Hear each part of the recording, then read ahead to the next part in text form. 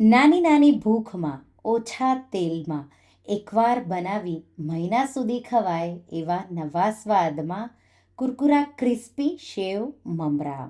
તો જો બાળકોને લંચ બોક્સમાં શું આપવું હોય એમ વિચારતા હોય કે તમને ભૂખ લાગતી હોય તો તમે કાંઈ અનહેલ્ધી કે જંક ખાઈ લેતા હોય તો જો આ સેવ મમરા પડેલા હશે તો તમે આ રોજ બનાવીને ખાઓ એટલા ટેસ્ટી નવા સ્વાદમાં એટલે કે પાણીપુરી ફ્લેવરમાં સેવ મમરા બનાવીશું. બહુ ચટપટા ટેસ્ટી એવા બને છે. હેલો ફ્રેન્ડ્સ, તમારું સ્વાગત છે મારા કિચનમાં.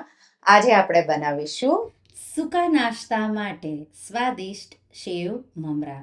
આ રેસીપીથી તમે 750 ગ્રામ જેટલા સેવ મમરા બનાવી શકશો. જો તમને મારી રેસીપીઓ ગમતી હોય અને હજુ સુધી ચેનલને સબસ્ક્રાઈબ ન કર્યું હોય તો સબસ્ક્રાઈબ કરજો અને બાજુમાં આપેલી ઘંટી દબાવજો એટલે નવી નવી રેસીપીના નોટિફિકેશન આવે. તો સૌથી પહેલાં હું હંમેશા જ્યારે ફુદીનો, ધાણા અને મીઠો લીમડો મારા પાસે વધારે હોય તો એને સારી રીતે ધોઈ અને કોઈ કપડામાં તમારે એને પાથરી ફેન નીચે જ અહીંયા ફુદીનો, ધાણા કે પછી તમે આ રીતે મીઠા લીમડાને તડકામાં બિલકુલ નહીં સૂકવવાના, નહીં તો એનો કલર છે એ બ્લેક થઈ જાય છે. એટલા માટે તમારે આ રીતે સૂકવી દેવાનું. તો ઓલરેડી મેં આ રીતે હું સૂકવીને લઈ રહી છું. તમારા પાસે જો ટાઈમ ન હોય સૂકવવાનો તો તમે ડાયરેક્ટ ડીપ ફ્રાય કરીને પણ લઈ શકો. અહીંયા હું ઓછા તેલમાં બનાવી રહી છું એટલા માટે તો આપણે આ રીતે જો પાવડર ફુદીનાનો, લીલા ધાણાનો અને મીઠા લીમડાનો લેશું તો તેલ બહુ ઓછું જોશે અને બહુ ટેસ્ટી એવો ચેવડો રેડી થશે. તો અહીંયા મેં મીઠો લીમડો ધોઈ લીધો, લીલા ધાણા ધોઈ લીધા અને ફુદીનાને પણ ધોઈ એકદમ નિતારી દીધા.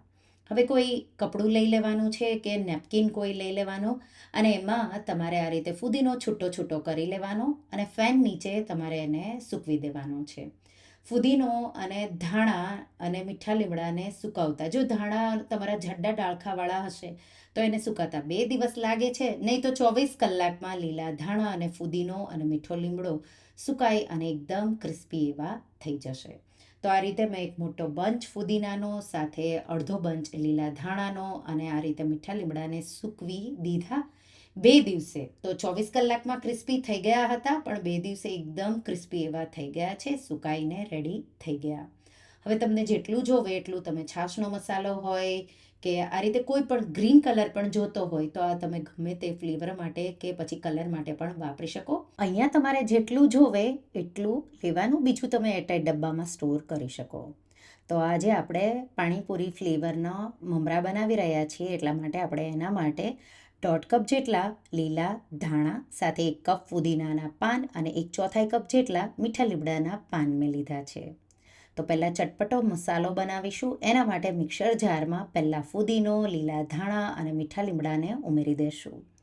અહીંયા જો તમારે ટાઈમ ન હોય કે તમારા પાસે સૂકવેલું અવેલેબલ ન હોય તો તમે એને એર ફ્રાયરમાં પણ સૂકવી શકો. હવે એમાં મીઠું 1 ટીસ્પૂનથી થોડું ઉપર, 1 ટીસ્પૂન સંચળ, 1 ટીસ્પૂન જેટલો જલજીરા મસાલા સાથે 2 ટીસ્પૂન જેટલી ખાંડ અને અડધો ટેબલ સ્પૂન પાણીપુરીનો મસાલો ઉમેરીશું અને બધાનો એકદમ એક સરખો એવો પાવડર કરી લઈશું. તો અહીંયા અમારા પાસે સૂકવેલું હતું, જો ન હોય તો તમે ફ્રાય કરીને પણ બનાવી શકો, પણ ફ્રાય કરવામાં થોડું તેલનું પ્રમાણ વધારે જાય છે એટલા માટે મેં આ રીતે સૂકવીને આ સેવ મમરા બનાવ્યા છે. તો પાવડર રેડી છે, આપણે પછી એને વાપરીશું, એને સાઈડમાં મૂકીશું. હવે સૌથી પહેલાં મમરા 300 ગ્રામ જેટલા મેં મમરા લીધા છે. મમરાને પહેલાં તમારે કોરા જ આ રીતે લોટું મીડિયમ ફ્લેમ પર શેકવાના. કોઈ જાડા તળિયાવાળી કઢાઈ લઈ લેવાની અને એકદમ સારી રીતે ક્રિસ્પી થાય એ રીતે તમારે એને શેકી લેવાના છે. કઢાઈ એટલી મોટી નથી એટલા માટે હું 2 વાર 150 ગ્રામ જેટલા મમરા આ રીતે હું એને શેકી લઈશ અને પછી આપણે એને મોટા વાસણમાં તમારે મમરાને લઈ લેવાના છે. તો એકવાર શેકાઈ જાય એટલે તમારે એને એક મોટા વાસણમાં કાઢી લેવાના અને એ જ રીતે બીજા મમરા ઉમેરી અને તમારે એને શેકી લેવાના. મેં અહીંયા જે કોલ્હાપુરી મમરા કહેવાય એ મેં લીધા છે, જાડા નહીં પણ જે પાતળા વેરાયટીના આવે છે એ લીધા છે. મમરા શેકાઈને ક્રિસ્પી થઈ ગયા. હવે આ સ્ટેપ ઓપ્શનલ છે. મારા પાસે બટેટાનું છીણ ઓલરેડી બનાવેલું અત્યારનું જ છે તો એને આપણે આ રીતે ફ્રાય કરી લઈશું. તમારે જો બહુ તેલ ન જોવે ચેવડામાં તો આ સ્ટેપ તમારે સ્કીપ કરવાનું છે. તમે શેવ પણ ઘરે બનાવેલી વાપરી શકો. હું રેડીમેડ શેવ લઈ રહી છું. તો બટેટાની છીણ આપણે આ રીતે ફ્રાય કરી લઈશું. માત્ર તમે શીંગ અને મમરા પણ આ જ ફ્લેવરમાં વાપરીને બનાવી શકો. શેવ પણ ઉમેરવી ઓપ્શનલ છે. બટેટાનું છીણ ઉમેરવું પણ ઓપ્શનલ છે. થોડી તમે બટેટાની વેફરના ટુકડા કરી તળીને પણ ઉમેરી શકો. બહુ સારો એવો શેવ મમરાનો ટેસ્ટ આવી જશે. અડધો કપ જેટલા શિંગદાણા લેશું અને શિંગદાણાને ક્રિસ્પી થાય એ રીતે તળી લઈશું અને કિચન પેપર પર કાઢી લઈશું. અહીંયા પણ શિંગદાણાને ન તળવા હોય તો તમે એને તવા પર શેકી ક્રિસ્પી કરીને પણ આ શેવ મમરામાં ઉમેરી શકો. આ રીતે થઈ ગયું. હવે લીલા મરચાં. તો લીલા મરચાંને પણ તમે સૂકવીને લઈ શકો, પણ હું એને તળીને લઈ રહી છું અને જે તીખો ફ્લેવર થોડો આ રીતે તેલમાં આવી જશે એટલે આપણે વઘારમાં એ જ તેલ વાપરીશું. તો આ રીતે મરચાં એકદમ ક્રિસ્પી થઈ ગયા, આપણે એને કાઢી લઈશું. હવે મેં આમાંથી તેલ થોડું કાઢી લીધું. 3 ટેબલ સ્પૂન જેટલું તેલ રાખીશું. અડધી ટીસ્પૂન હિંગ અને જે મસાલો આપણે ગ્રીન બનાવ્યો એ આ રીતે મિક્સ કરી દઈશું. આ રીતે ગેસની આંચ બંધ કરીને જ તમારે આ પ્રોસેસ કરવાની છે. તો તેલ ગરમ હોય ત્યારે હિંગ ઉમેરી અને મસાલો ઉમેરી દેવાનો. હવે જે મમરા આપણે શેક્યા છે એને આ રીતે એક મોટા વાસણમાં લઈ લેવાના છે. એમાં મેં 250 ગ્રામ શેવ ઉમેરી છે. તો રેડીમેડ જ શેવ લીધેલી છે. સાથે બટેટાનું છીણ જે આપણે ફ્રાય કર્યું એ ઉમેરીશું. તળેલા શિંગદાણા ઉમેરી દઈશું અને લીલા મરચાં ઉમેરી દઈશું. તો આ રીતે શિંગદાણા, મરચાં અને બધું તમારે ઉમેરી પહેલાં કોરું જ આ રીતે મિક્સ કરવાનું છે. માત્ર મમરાનો ચેવડો બનાવવો હોય તો શીંગ ઉમેરી અને પછી તરત જ તમારે જે મિશ્રણ આપણે ગરમ કર્યું છે એ ઉમેરી દેવાનું.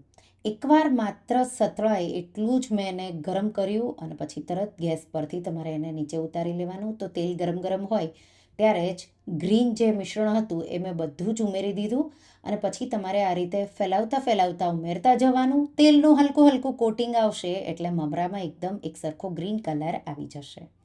આ રીતે આપણે મિક્સ કરતા જઈશું એટલે એકદમ એક સરખો કલર મમરામાં આવી જાય. ઉપર નીચે મમરા કરતા જવાના, થોડું થોડું મિશ્રણ ઉમેરતા જવાનું અને એકદમ પરફેક્ટ એવો શેવ મમરાનો આ ચેવડો તમારો બની જશે. તો આ રીતે મેં ઉમેરી અને એકદમ એક સરખું બધું મિક્સ કરી દીધું. થોડું ગ્રીન મિશ્રણ હોય એટલે તમારે એને એકદમ એક સરખું મિક્સ એવું કરવું પડશે. થોડું કરી 2 વાર મેં વઘાર આ રીતે ઉપર ઉમેર્યો છે. તો માત્ર હિંગ અને ગ્રીન મસાલો ઉમેરી પછી તમારે આ રીતે મમરા પર ઉમેરવાનો અને પછી તમારે એને મિક્સ કરી દેવાનો. તૈયાર છે. બધો જ મસાલો જેટલો મેં બનાવ્યો એટલો ઉમેરી દેવાનો છે. તો આ જ રીતે તમે જ્યારે પણ મહિનોમાં એકવાર આ રીતે તમે ચેવડો જો બનાવતા હોય આ ફ્લેવરનો એકવાર બનાવજો. સિમ્પલ શીંગ મમરાનો પણ તમે ચેવડો બનાવી શકો, શેવ મમરા સાથે પણ બનાવી શકો કે કોઈ પણ ફ્રાય આમ્સ હોય તમારા પાસે. અત્યારે તો મારા પાસે આ રીતે બટેટાની છીણ હતી એ મેં વાપરી. બાળકોને જો અલગ અલગ ટાઈપના ફ્રાય આમ્સ ભાવતા હોય તો અલગ અલગ ટાઈપના ભૂંગળા હોય એ બી તળીને તમે ઉમેરી શકો. બહુ સિમ્પલ એવો છે પણ બહુ સ્વાદિષ્ટ એવો આ ચેવડો છે. જો ક્યારેય તમે આવા શેવ મમરા પાણીપુરી ફ્લેવરમાં ન બનાવ્યા હોય તો એકવાર ટ્રાય કરજો. આ રીતે હલકો ઠંડો થઈ જાય એટલે કોઈ એરટાઈટ ડબ્બામાં ભરી દેવાનું અને જ્યારે પણ તમારે ખાવો હોય ત્યારે એટલો કાઢી અને સર્વ કરવાનો. મહેમાનો માટે પણ બનાવી શકો, વેકેશનમાં પણ બનાવી શકો, ટ્રાવેલ કરવાના હોય તો પણ લઈ જઈ શકો અને ચા સાથે જો તમને કંઈ નાસ્તો જોવે તો રોજ આ જ તમે ચેવડો ખાઈ શકો.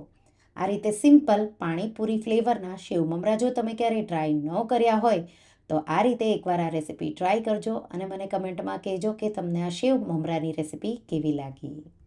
તો તમને આ રેસીપી કેવી લાગી મને કમેન્ટમાં જરૂરથી જણાવજો. અને હા, જો રેસીપી ગમી હોય તો વિડીયોને લાઈક કરજો, શેર કરજો અને મારા ચેનલને સબસ્ક્રાઇબ કરજો અને આવી જ નવી રેસીપીઓ માટે તમે બેલ આઇકોન બટનને પ્રેસ કરજો. Thank you for watching.